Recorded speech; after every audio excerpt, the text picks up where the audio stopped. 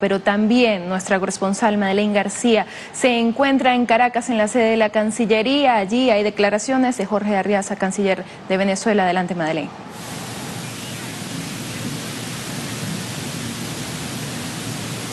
Hola Melissa, te saludamos. Así es, estamos con el canciller de Venezuela, Jorge Arriaza, quien acaba de llegar de Naciones Unidas, y precisamente en este traslado pues ha ocurrido esta nueva agresión al gobierno de Venezuela. No dejan salir de Nueva York al embajador Samuel Moncada. Lo estábamos escuchando, esta denuncia. ¿Cuáles serán las acciones del gobierno de Venezuela? ¿Qué va a pasar? ¿A quién van a enviar ahora? Bueno, muchas gracias, Madeleine, de Telesur, que siempre con la lectura real de lo que ocurre en nuestra América. Fíjate, en primer lugar, te pregunto yo a ti, ¿qué te pareció el discurso de Samuel Moncada ayer? Un discurso donde habló de la verdad, ¿no? La verdad, y la verdad a los Estados Unidos les duele, y por eso tomaron esa decisión de restringir a Samuel Moncada como nuestro representante permanente ante Naciones Unidas, que está en Nueva York, restringirle 25 millas, con la sencilla intención de no llegar hasta Washington para intervenir en las sesiones del Consejo Permanente de la OEA. Le tienen miedo al verbo de Venezuela, le tienen miedo a la verdad de Venezuela. Por eso están tomando, mira, al embajador Samuel Moncada le llegaron los mensajes pidiéndole que se comunicara, él me los mandó inmediatamente con el Departamento de Estado para que supiera las nuevas restricciones. Apenas, creo que no había llegado al hotel donde se estaba hospedando, había salido de la OEA y no había llegado, ya estaba recibiendo los mensajes. Les dolió la verdad, porque ayer estuvieron allí, salvo 2 o 3 excepciones de países del Caribe, América del Sur, que dijeron también las verdades, pero el resto fue estos países agrupados contra Venezuela, vomitando veneno y diciendo falsedades y preparando las condiciones para una guerra. Como dijo el embajador Moncada, la OEA siempre se ha prestado para prepararle a los Estados Unidos las condiciones para que puedan intervenir. Y como les dolió la verdad, porque al final Samuel Moncada desmontó todo lo que dijeron. Le dijo 2, 3, 4 verdades centrales que desmontaba todo el andamiaje de las mentiras que habían dicho durante horas, entonces le restringen. Eso en un sentido es una arbitrariedad gigantesca de los Estados Unidos, pero en otro demuestra que la verdad de Venezuela es sólida y que le duele al imperio, y que cuando al imperio le duele algo toma acciones inmediatas, y no pasaron aquí ni 10 minutos para que las tomaran. ¿Qué acciones va a tomar el gobierno de Venezuela? Mira, nosotros vamos a evaluar. Nosotros no podemos silenciar la voz de Venezuela en la Organización de Estados Americanos hasta el 27 de abril, que es el día que nos vamos. Nadie nos saca, nadie nos expulsa de la OEA, nadie nos suspende en la OEA. Nosotros decidimos irnos el 27 de abril de 2017, una decisión del presidente Nicolás Maduro oportuna, pertinente. Y el tratado, la Carta de la OEA, nos obliga a nosotros como Estado a permanecer 2 años cumpliendo con las funciones regularmente. Hasta que ese límite se cumpla, ya podemos considerarnos fuera de esa organización que lamentablemente ha sido secuestrada de nuevo. No en todos los casos los Estados miembros, pero la mayoría de sus Estados miembros se están prestando a ser secuestrados por el gobierno de Donald Trump. Entonces, lo que te quiero decir es que nosotros vamos a evaluar. No nos van a callar en la OEA. Nosotros, cada vez que haya un consejo permanente, ahí estará la voz, el verbo y la verdad de Venezuela. Ahora, hablábamos que era violatorio al derecho internacional, o usted acaba de llegar de Naciones Unidas precisamente para defender el derecho internacional más allá de Venezuela, y se ha creado un grupo en Naciones Unidas. ¿De qué va este grupo? ¿Cuáles son los siguientes pasos? ¿Qué van a hacer? Mira, es una iniciativa muy oportuna, y yo diría que indispensable en este momento. Está inspirada en el movimiento de países no alineados que surgió en su momento, en aquel mundo bipolar, para moderar posturas, para evitar los extremos, para que se respetara el derecho internacional. En esa misma reunión que hubo el martes pasado, del Buró de Coordinación del Movimiento de Países No Alineados, donde escucharon al canciller de Venezuela y emitieron opiniones solidarias, allí mismo surgió la idea de organizar este grupo, que no es para defender a Venezuela, ni es para defender al presidente Maduro. Lo es en esta coyuntura, pero en realidad el grupo es para defender la Carta de las Naciones Unidas, los principios fundamentales del derecho internacional, para defender la paz, para defender el derecho de los pueblos a tomar sus propias decisiones, la autodeterminación de los pueblos, para defender y respetar la soberanía, la igualdad entre los estados. De eso se trata. Mira, no debería ser necesario un grupo como ese. No debería hacerlo porque si nosotros firmamos la Carta de Naciones Unidas, todos los países, incluyendo Estados Unidos, tienen que respetarla, si no, no la firme. Pero lamentablemente la política real, la realpolitik, indica que la violan permanentemente los principios y la Carta de las Naciones Unidas. Entonces, varios países, todavía no tenemos la precisión. Surgió entre 20 y 25 países la idea, pero se han ido sumando nuevos actores a este grupo, que la semana que viene de nuevo nos reuniremos en Nueva York. Y estos países, no fue iniciativa de Venezuela, debo decirlo, con honor a la verdad, fue iniciativa de un grupo de países que lo recomendaron en esa reunión del movimiento de países no alineados e inmediatamente surgió en colectivo. Es hermosísimo, ¿verdad? Yo me siento muy feliz de que haya esta reacción porque cuando el unilateralismo, el hegemonismo de Estados Unidos pretende destrozar el derecho internacional desconociéndolo, cuando pretenden convocar guerras, provocar guerras, como en el caso venezolano, es allí donde el multilateralismo, la solidaridad y el derecho internacional deben expresarse para parar a la bestia, para detener a la bestia y que no ocurra lo peor. Canciller, usted viene de Naciones Unidas, como ya hemos venido informando, y usted se reunió con Elliot Abrams, quien es el delegado del gobierno de Estados Unidos para el caso de Venezuela. En dos oportunidades se reunió. Esto forma parte del diálogo que tanto ha llamado Venezuela. ¿Qué se acordó? ¿Qué dijeron? Surgieron muchísimas expectativas. Y esto ocurre al mismo tiempo que Estados Unidos está enviando un avión con ayuda humanitaria a Cúcuta porque sigue insistiendo que debe entrar. Sí, efectivamente, el gobierno de Estados Unidos designó a este señor, Elliot Abrams, cuya trayectoria es famosa y se puede ubicar en las redes fácilmente, en realidad para conversar con el gobierno del presidente Nicolás Maduro. Y efectivamente hemos hecho 2 reuniones, de las cuales yo no te puedo dar detalles porque debo respetar la confidencialidad de las mismas, pero han sido reuniones donde nos hemos escuchado, donde ambas partes, él ha estado acompañado de la subsecretaria de Estado, la señora Kimberly Bayer, y ambos países nos hemos escuchado, ha habido momentos de tensión, hay diferencias profundas, pero al mismo tiempo hay preocupaciones compartidas y ojalá podamos nosotros ir construyendo en este diálogo que, hemos de decirlo, lo propuso el Departamento de Estado.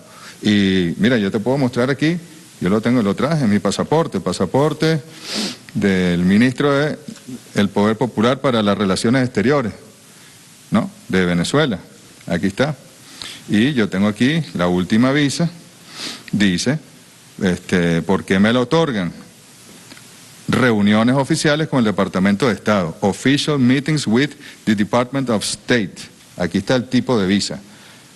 Es decir, yo fui a Nueva York en primer lugar para estas reuniones con el gobierno de los Estados Unidos. Mi pasaporte diplomático, canciller de la República, y nos dieron vuelvo a mostrarlo, aquí. Aquí está. Official meetings, ¿no?, con el Departamento de Estado. Estas son las reuniones con Elliot Abrams. Entonces, nosotros más bien, como lo dijo el presidente Chávez en su momento y el presidente Maduro lo ha repetido 1000 veces, si tenemos que reunirnos con el diablo mismo, si tenemos que irnos al centro de la tierra, a la quinta paila, para hablar con el diablo y defender la soberanía de Venezuela y exigir respeto y lograr un camino de respeto con el gobierno que representa el imperio y las corporaciones en este momento en el mundo, nosotros lo haremos y lo estamos haciendo. También dijo Elliot Abrams que no había ningún tipo de negociación con Venezuela con respecto a esta oficina aquí en Caracas. ¿Cómo va eso y por qué, en este caso, negarlo?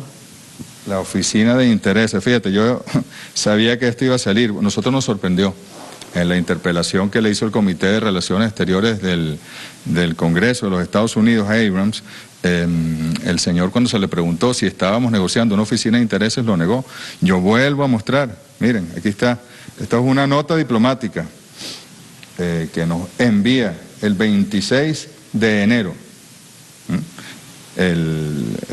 lo que era la embajada aquí de los Estados Unidos en Venezuela, y el tercer punto dice la utilidad de discutir un posible acuerdo para eventualmente establecer oficinas de intereses, una oficina de intereses de los Estados Unidos en Caracas y una oficina de intereses de Venezuela en Washington. De manera que sí está dentro de lo que hemos barajado en esas reuniones con el señor Abrams o con el agente de Estados Unidos aquí, que han permanecido por unos 30 días, que es el plazo que nos dimos para negociar. Sí, por supuesto que estamos barajando esa posibilidad. ¿Se puede decir entonces que hay diálogo con Estados Unidos entonces? Ni siquiera es que lo diga yo, es que es evidente. Incluso entiendo que el señor Bolton, el señor de la guerra, lo ha reconocido, ¿no? Que sí hay conversaciones, por supuesto que las hay, y además yo debo decir que el presidente Nicolás Maduro está al tanto de cada detalle, de cada segundo. Nosotros en lo que salimos de esas reuniones le informamos al presidente Maduro y él es quien ha autorizado que haya diálogo con los Estados Unidos. Ahora, mientras está este diálogo, hoy envían un avión con ayuda humanitaria a Cúcuta. ¿Cómo podemos entender o hacia dónde va a llegar esto? ¿Cuál será el desenlace final? Si lo que pueda decir, canciller, ¿qué se ha podido ventilar? Mira, el cinismo más grande que uno puede ver, ¿no?, en esta administración de los Estados Unidos. Los aviones militares de Estados Unidos van por todo el mundo a bombardear pueblos. Y nosotros hemos visto cómo en el Medio Oriente sus bombas han caído sobre festividades, sobre escuelas, sobre hospitales. Eso es lo que hacen los aviones militares de Estados Unidos. Es el único país que tiene un avión militar que lanzó bombas atómicas en Hiroshima y Nagasaki en 1945, que se han atrevido a utilizar armas nucleares para atacar a los pueblos. Entonces van a venir a decirnos a nosotros que van a enviar aviones militares con ayuda humanitaria. ¿Y de cuándo acá Estados Unidos ayuda a los pueblos? ¿Cuándo se ha preocupado Estados Unidos por Haití, que está a pocas millas de su costa? ¿Cuándo se ha preocupado Estados Unidos por Puerto Rico, donde hubo huracanes y le negaron prácticamente la ayuda humanitaria? ¿Por qué le cortaron la ayuda humanitaria al pueblo palestino asediado este año? ¿Por qué tratan como tratan a los inmigrantes de América Central, de México, en la frontera con Estados Unidos? No pueden ser tan hipócritas. Esto es propaganda, esto es una operación mediática de propaganda para crear las condiciones para una intervención. Y el pueblo venezolano y latinoamericano tiene que saberlo. Tiene que entenderlo. Mire, cualquier persona, así apoye o no apoye a la revolución bolivariana o al presidente Nicolás Maduro, le guste o no le guste al presidente Nicolás Maduro, tiene que entender que esto es una operación de propaganda mediática para crear las condiciones para una intervención militar en Venezuela. Y nosotros, nuestra Fuerza Armada, nuestras instituciones constitucionales, defenderemos el espacio del territorio venezolano, el espacio terrestre, el espacio marítimo, el espacio aéreo, por todas las vías, y responderemos con la proporcionalidad que se merezca cualquier intervención. Bueno, para ellos y parte de la oposición venezolana comienza la cuenta regresiva para el 23 de febrero, cuando se cumple un mes de la autoproclamación de Juan Guaidó. Por eso toda esta situación, y usted ha dicho que están preparando el terreno para la intervención militar, y desde Colombia va a haber un concierto con artistas. ¿Qué dice usted frente a ese día? Es parte de la propaganda, es parte de crear una matriz de opinión, ¿no? Y nosotros sabemos por dónde vienen ellos y sabremos dar la respuesta también. Siempre, nosotros no queremos una guerra civil en Venezuela, nosotros no queremos la intervención de Venezuela. Pero miren, insistimos, para que lo sepan, el bloqueo estadounidense desde agosto de 2017 hasta hoy, y simplemente el efecto directo, sin las consecuencias del efecto multiplicador de ese bloqueo y esas llamadas sanciones, tiene un costo de $30.000 millones. Imagínense ustedes lo que sería Venezuela y la economía venezolana de haber contado con sus $30.000 millones que son del pueblo venezolano. Nuestra empresa en Estados Unidos, Citgo, tiene un valor de $10.000 millones y no hemos podido repatriar la ganancia anual para poder invertir en medicina, para poder invertir en alimentos, para infraestructura, para el pueblo venezolano. Entonces nos van a venir con esa hipocresía. Miren, yo recuerdo, después de los últimos huracanes en 2017, en el Caribe, se hicieron conferencias en la ONU de donantes para que le dieran apoyo al Caribe, y eran varias islas, Antigua y Barbuda, Dominica y otras islas que habían sido afectadas, y entonces iban todos los organismos de la ONU y varios países, y no se concreta nada. Eso es pura hipocresía. Pero en caso de Venezuela, entonces sí, muy preocupado. ¿Y qué interés tiene? Porque el presidente Trump se preocupa por el pueblo venezolano y no por los demás pueblos del Caribe o del mundo. ¿Será que debajo de los pies de los venezolanos hay petróleo y hay gas y hay oro, y hay coltán, y hay un pueblo con conciencia, decidido a ser libre, cueste lo que cueste, pareciera ser esa la respuesta. Y finalmente no puedo dejar de preguntarle, ¿cómo fue ese ambiente en los pasillos de Naciones Unidas? Mientras, estaba usted creando este grupo, se estaba creando este grupo, ¿cuáles fueron estas reacciones que no podemos ver? Mira, había como dos muy obvias, ¿no? Una de solidaridad, que te los cruzaba, o teníamos reuniones bilaterales, que hicimos muchas, o de grupos, como el Movimiento de Países No Alineados, o con los embajadores del ALBA y otros embajadores, mucha solidaridad, nos decían aliento, fuerza, ánimo, sigan adelante, no se dejen derrotar, sigan con mucha fuerza, la ley está de su lado, la razón está de su lado, la historia está de su lado. Y por otro lado, otros que nos decían al oído, miren, estamos sufriendo presiones.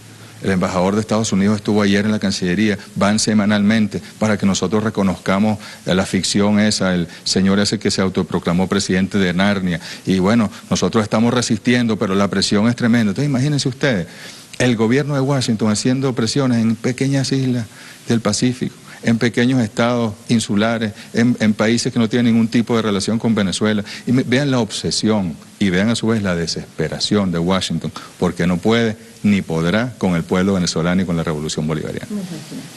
Mire, el mensaje final a América Latina y el Caribe y el mundo que nos ven a través de Telesur, aquí estamos nosotros dando una batalla, con nuestra Constitución en la mano, con la Carta de las Naciones Unidas y los principios fundamentales del derecho internacional. Nosotros queremos, y el presidente Maduro ha insistido, cualquier tipo de situación institucional en Venezuela, que hay un poder en conflicto con el resto de los poderes, eso es todo lo que está ocurriendo en Venezuela, será resuelta por la vía del diálogo. Apoyamos el mecanismo de Montevideo para el diálogo. Estamos estableciendo diálogo con los Estados Unidos. Nosotros no somos guerreristas, nosotros queremos la paz y lograremos la paz y defenderemos la paz por todas las vías. Pero sepan los pueblos del mundo que si Venezuela es atacada, si Venezuela es intervenida militarmente, aquí hay un pueblo, aquí hay bastante pueblo, como decía el comandante Chávez, y mucho más. Y tenemos la conciencia y tenemos la fuerza y la energía para defender cada milímetro de la patria venezolana. Gracias, canciller Jorge Arriaza.